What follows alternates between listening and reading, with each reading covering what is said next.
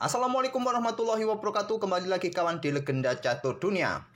Saya masih mengambil permainan dari turnamen mingguan yang ada di chess.com, yaitu Title Tuesday edisi tanggal 3 Juni kemarin lusa kawan, hari Selasa. Dan kemarin kita sudah melihat permainan Gata Kamsky, pemenang di edisi awal, dan pemenang di edisi akhirnya adalah Jean-Christophe Duda. Kemarin Gata Kamsky memanfaatkan kelengahan dari Daniil Dubov dalam pembukaan kawan. Akhirnya permainan Daniil Dubov langsung rusak seketika di langkah ke-9.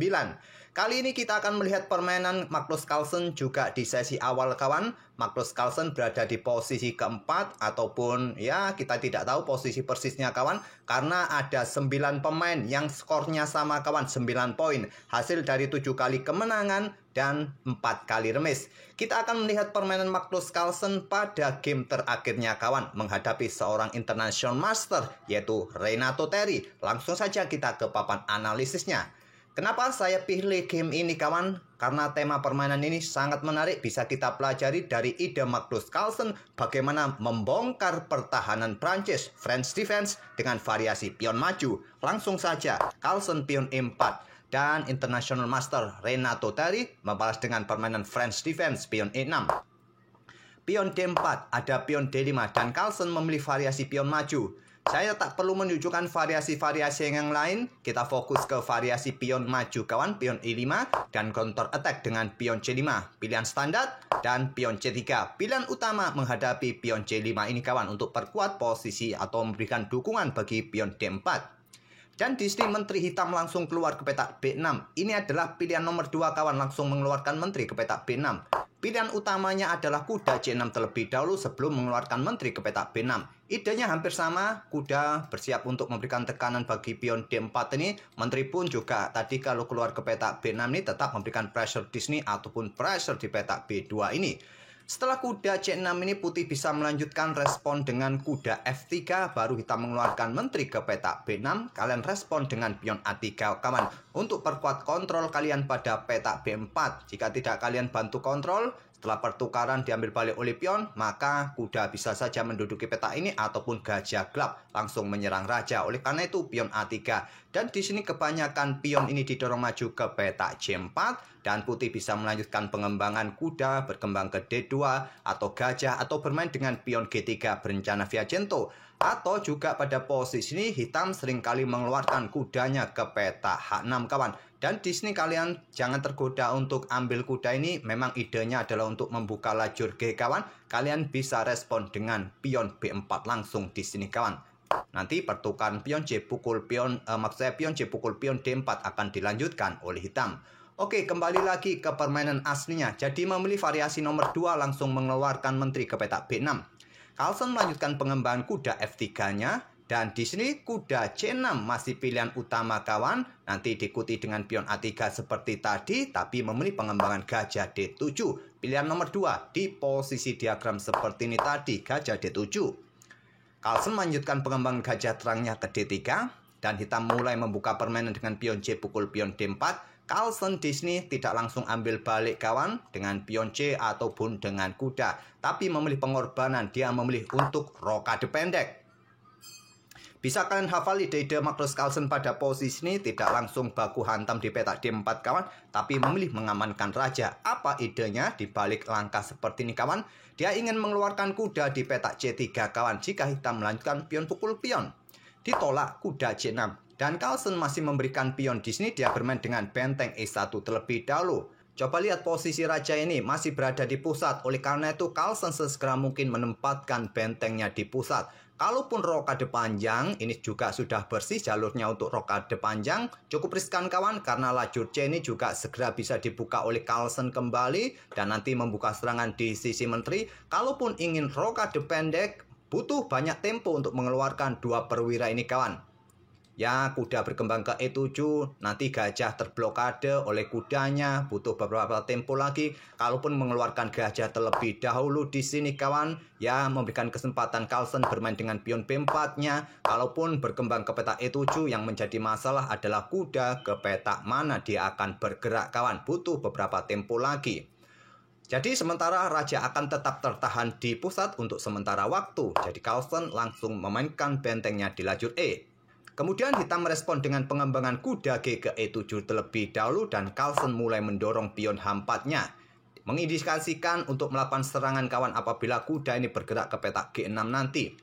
Pion A6 lanjut hitam. Carlsen terus mendorong pion H5-nya. Dihentikan dengan pion H6. Baru sekarang mengembangkan kuda B ke D2 lanjut Carlsen. Di sini baru hitam melanjutkan pion D pukul pion C3 setelah kuda tadi berkembang. Jadi tidak mungkin diambil balik dengan kuda, diambil balik Carlsen menggunakan pion B. Di sini menteri mundur ke petak C7 dan Carlsen mendorong pion C4-nya kawan mengadu pion.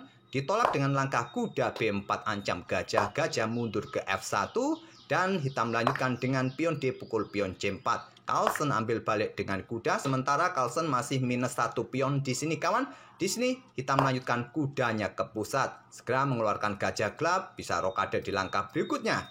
Ada gajah B2, awas taktik X-rayan di sini kawan, dan berlanjut dengan langkah gajah C5. Di sini Carlsen membuat langkah pengorbanan pion sementara dengan langkah kuda D6 skak. Ditolak, raja bergeser saja ke F8. Idenya dari Carlsen membuat langkah pengorbanan pion sementara ini kawan untuk segera juga membuka lajur E bagi bentengnya dan juga membuka diagonal gelap bagi gajahnya. Kalau diterima oleh hitam dengan gajah ambil kuda D6, ya diambil balik menggunakan pion tempo ancam menteri. Setelah menteri ambil balik, gajah meluncur ambil pion G7 ancam benteng. Kalaupun di sini benteng bergeser ke petak G8, ya pion ini jatuh kawan. Kalaupun bergeser ke petak E7 ancam gajah, gajah bisa bergerak ke petak E5 menyerang menteri. Itulah ide Magnus Carlsen membuat langkah pengorbanan pion sementara di sini. Ditolak, raja hanya bergeser ke F8, sudah tidak bisa rokade lagi raja kawan. Kemudian menteri naik ke D2, lanjut Carlsen. Di sini kawan, menteri bergerak ke petak B6. Di sini ada taktik yang terlewatkan oleh hitam kawan. Tadi ada taktik yang bagus, yaitu dengan langkah kuda ini bergerak ke C2 kawan. Garbu benteng ini kawan diambil oleh menteri, pengorbanan sementara.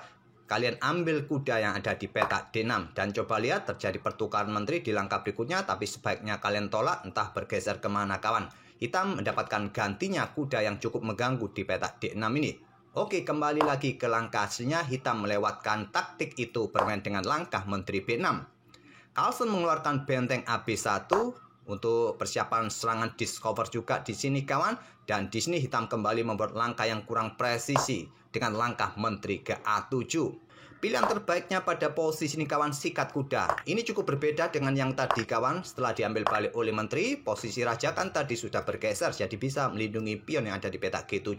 Kemungkinan gajah ini akan ke petak E5 ancam menteri. Apakah menteri mundur ke petak E7 atau bergeser ke C5 di langkah berikutnya? Kembali lagi ke permainan aslinya.